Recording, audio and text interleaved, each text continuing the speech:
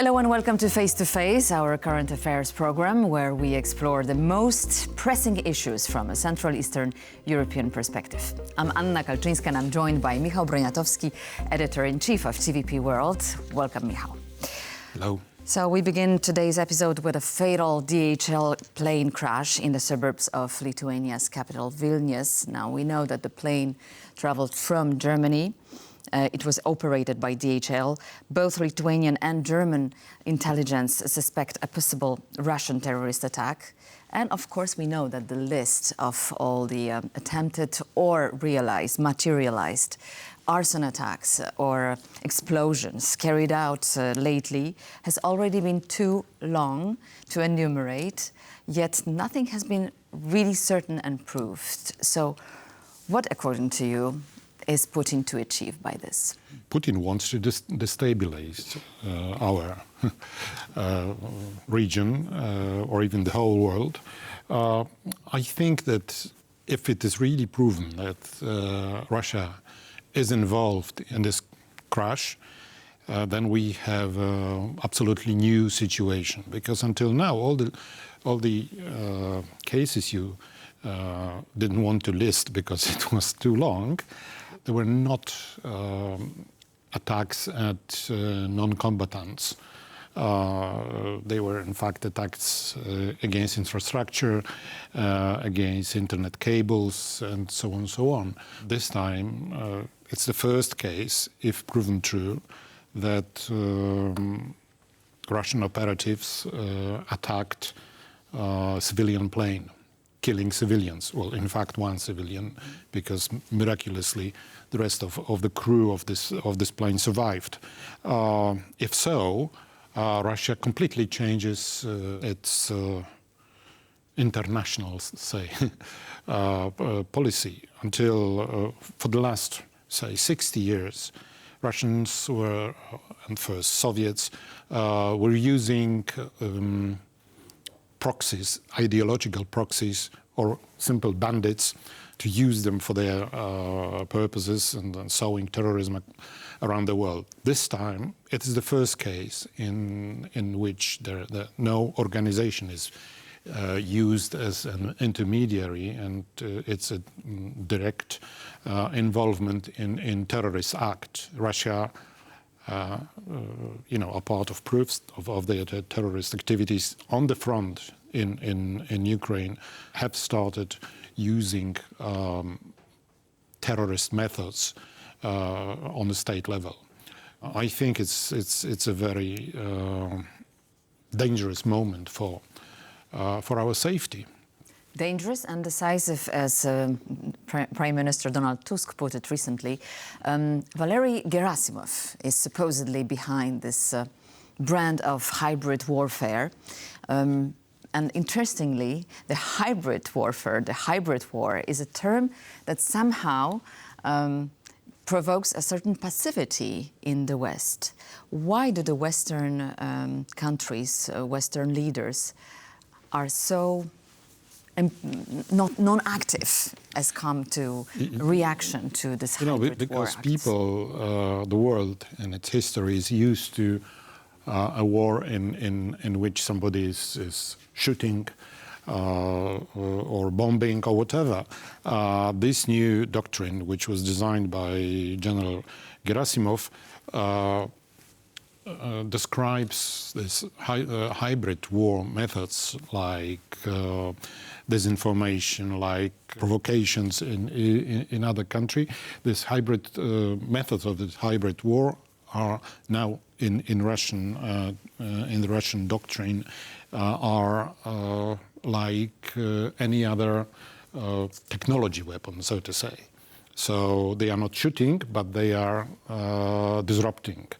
They are not provoking explosion on the front. They are not making bombardments, but they put bombs on planes, and they are, for the first time, doing it on their own. But of course, I mean, it may not be the case.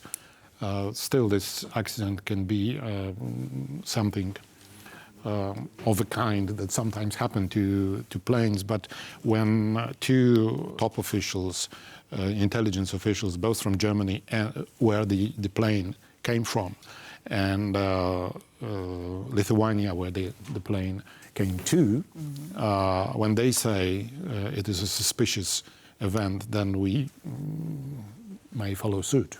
Exactly. So most countries, I imagine, fear escalation and prefer to think that nothing is happening. Yet the question is about the reaction from Olaf Scholz. What if these assumptions prove right? What is he going to do? You know, in order to prove that there is a perpetrator of that and it is not an incident, it takes time. By that time, Scholz will no longer be the chancellor. So we shouldn't be bothered very much about the current chancellor. We should be bothered about response of Germany in general, never mind who is in charge of the country. So we'll see. I think this escalation is very significant. However, there are people in the West, especially in the United States, who say that hybrid war, whose first very big and visible incident took place in 2016 during the first election in which Donald Trump got the presidency. People being employed by Russian state were involved in disrupting American elections. And American elections is the holiest event in American democracy. So some people went as far as to call it a different type of Pearl Harbor for America. And now we are 8 years later, and nobody drew any conclusions from that in terms that we should respond in kind, really. Exactly.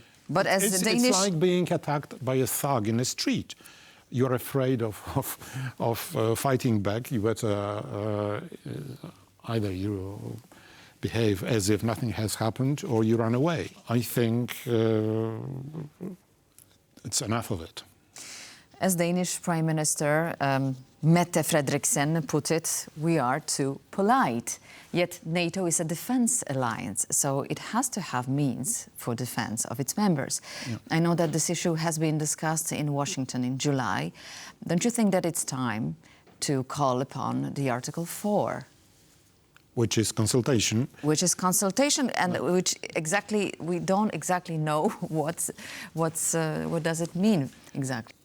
Consultations are always good and always important. It's in fact, in such a case, it would be just a very strong political signal, but nothing really serious happens out of it. There are institutions in NATO who are designed to defend us against some cyber attacks or against wrecking the internet cables and so on. But on every front of this hybrid war, Russians are aggressors, and we think after fact how to defend against it. It also applies to information attacks, disinformation. Have you ever heard of any disinformation aimed at Russia? Exactly. We are only debunking what they are lying and provoking. I don't know. I don't want to sound like a warmonger in this studio, but no, but it's true. It's a question of a civilizational conflict, right? Yeah, exactly. The values are here. If some people are already saying that this war for different reasons, like for example, Russians shooting with intercontinental missiles, it is the moment which Polish Prime Minister Donald Tusk last Friday called a real threat to peace, a real threat of global war. I think words are not enough. The world should, and especially Europe, should get organized and start to operate in unity against these provocations. And it may take time, but it has to be done. Talking about provocations, about special operations, that brings us to the second topic, which is surprise election in Romania.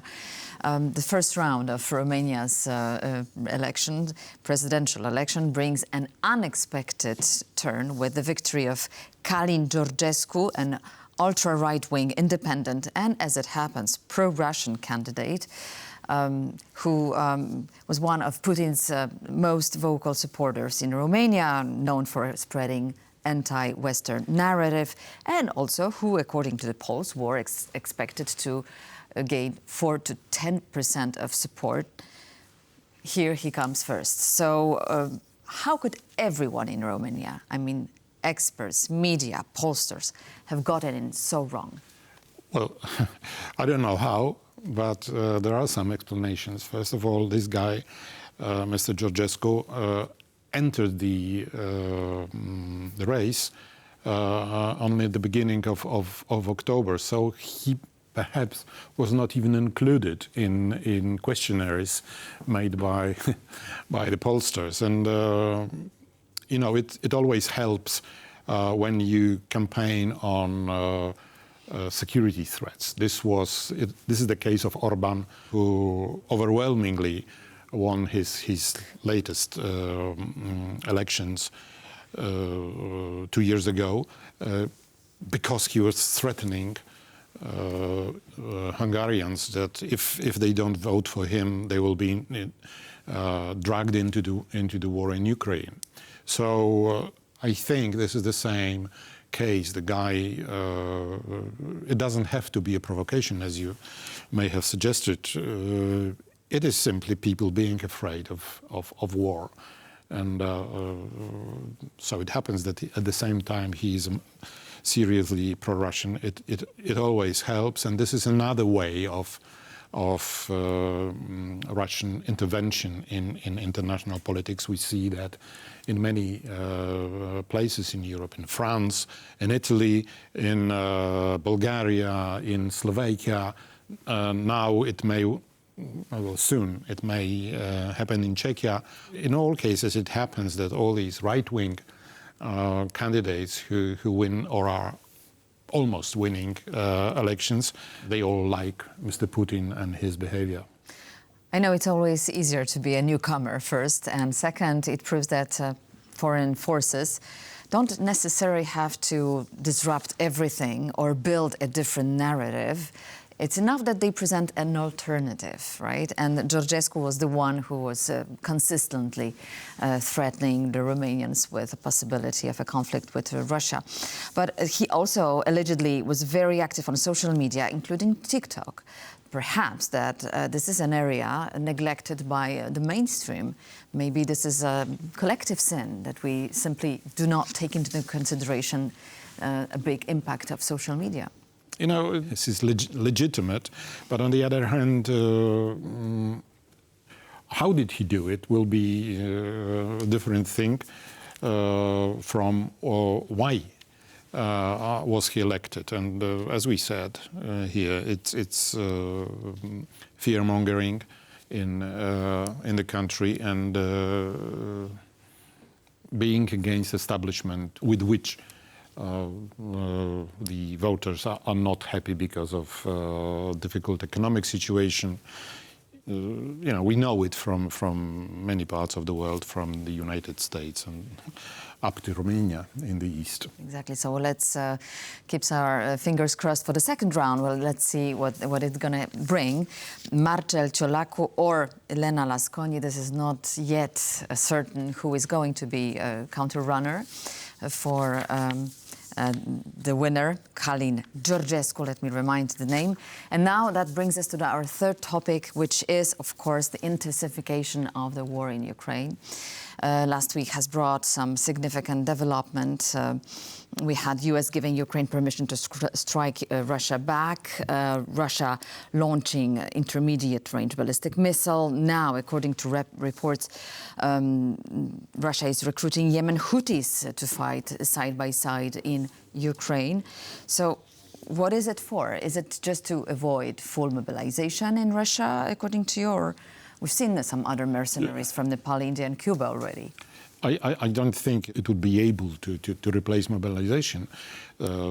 Simply said, they don't need any mobilization because they have enough volunteers. Putin is offering very, very big compensation for enlisting, and, for example, forgiveness of all credits and so on. So the voluntary enlistment is big enough. But, you know, every war general is happy if he can get people from anywhere. The more, the better. And this Houthis is new escalation, which was discovered by an investigation of the Financial Times. Houthis are proxies of Russia in the Middle East, but you know, we have already 12,000 or even more North Koreans on the front. We have many other nationalities.